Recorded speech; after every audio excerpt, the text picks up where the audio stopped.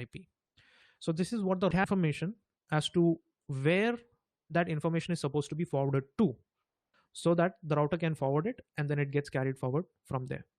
Now this 0.0.0.0/0, it's basically any IP. So if none of the rules in the previous ones match, it will go ahead and send it to that IP address. Now I want to take this one step further, and we'll talk about how we make something public or private.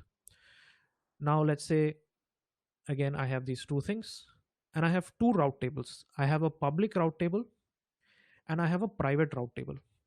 Now, why is this route table called private? Because if you look at this route table has only one entry, which allows local communication. There is no other entry in this route table to send the information out to the internet, which means there is no association of any internet gateway. There's no association of any NAT gateway as such.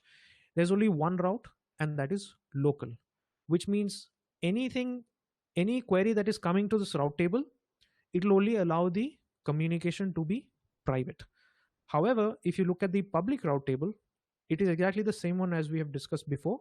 It has a public route which sends it to the internet gateway for any IP that is not local. That is, any public IP, it will send it out to the internet gateway. Now, when I go ahead and associate a route table with that, I went ahead and I associated the public route table with this subnet, then this subnet becomes public, right? Before that, this subnet is just another subnet, okay? When I associate that route table with that subnet, it becomes a public subnet. And when I associate the private route table with this subnet, it becomes a private subnet. Now let's look at what happens with the private subnet. Let's say this private subnet system 10.0.3.48 wants to communicate with 10.0.1.35. So the request goes out to the router. The router checks the route table associated with that subnet. Okay, that subnet has a particular route table association.